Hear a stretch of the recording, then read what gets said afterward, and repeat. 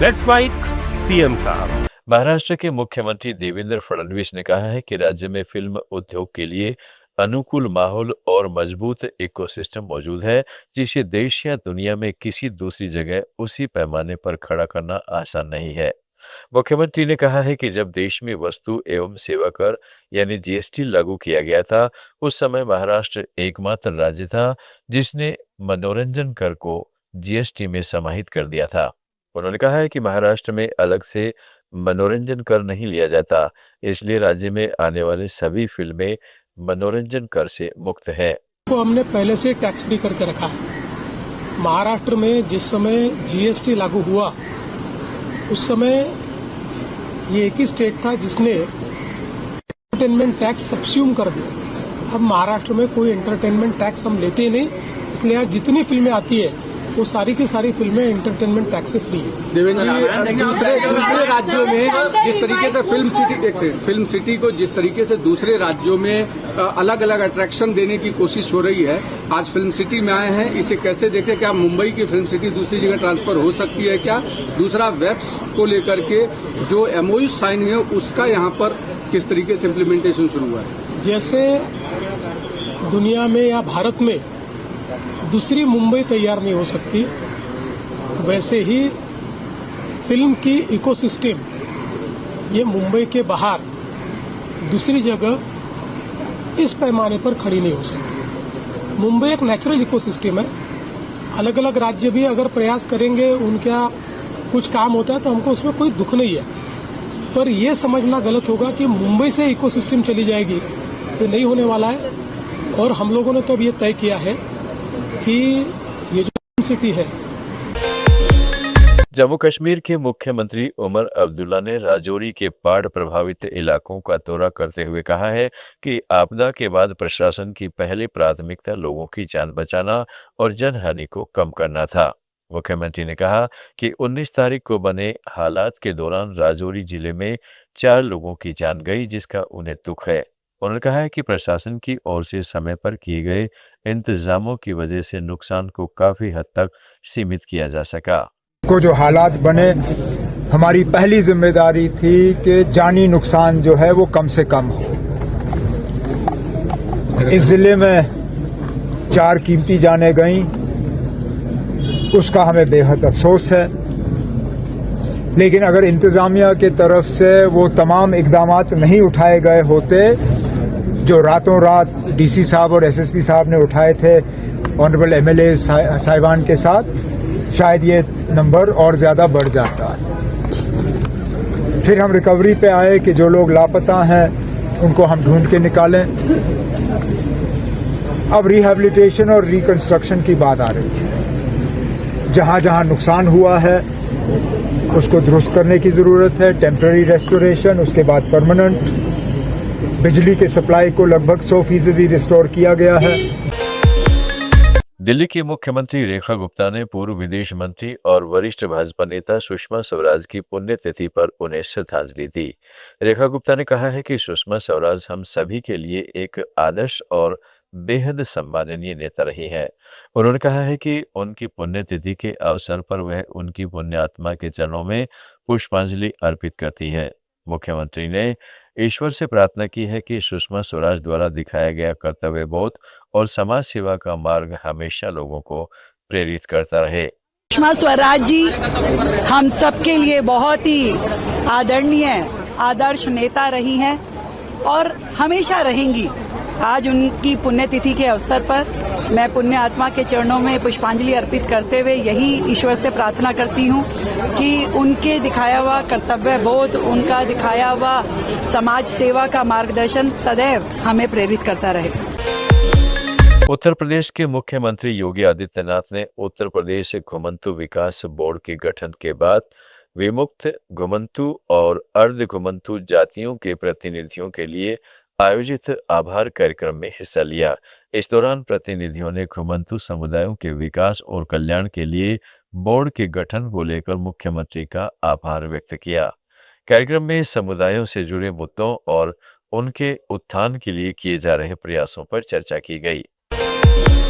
गोवा के मुख्यमंत्री प्रमोद सावंत ने राज्य में चर्चित तरुण तेजपाल मामले में फैसला आने के बाद इसे न्याय की जीत बताया है और कहा है कि यह मामला गोवा में हुआ था, इसलिए इसकी लगातार पैरवी करना गोवा पुलिस और राज्य सरकार की जिम्मेदारी थी।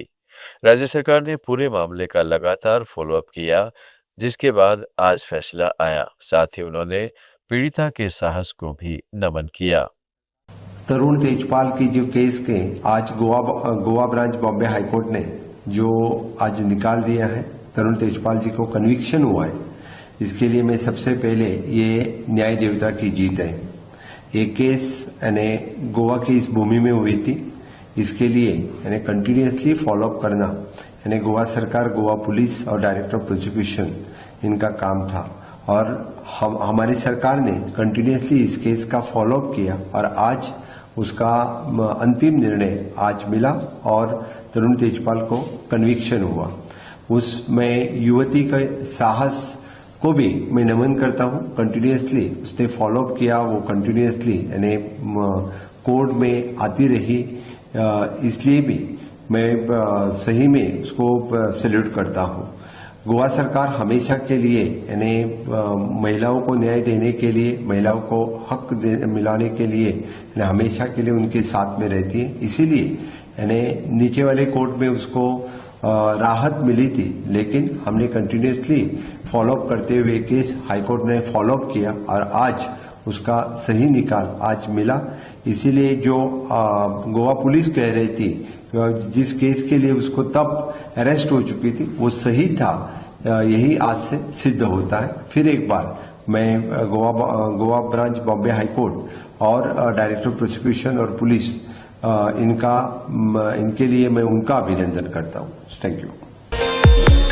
असम के मुख्यमंत्री हेमंत बिस्वा शर्मा ने उच्च शिक्षा को बढ़ावा देने के लिए निजुत मोइनिया और निजुत बाबू योजनाओं के तहत 6 अगस्त से आवेदन फार्म वितरण शुरू करने की घोषणा की है। इन योजनाओं के तहत पात्र छात्र छात्राओं को हर महीने 2,500 रुपए की स्कॉलरशिप दी जाएगी। मुख्यमंत्री ने बताया कि इन दोनों योजनाओं का लाभ राज्य के करीब 7 लाख छात्र छात्राओं को मिलेगा। ये हमारे असम गवर्नमेंट का 2 फ्लैगशिप स्कीम है, निजुत बाबू और निजुत मोइना। ये दोनों स्कीम का जरिए हम स्कूल और कॉलेज में जो स्टूडेंट पढ़ता है उनको हम मंथली 2,500 रुपया तक स्कॉलरशिप देता हो। आज उनका शुरुआत था इस साल का। 7 lakh students will be benefited out of these 2 schemes.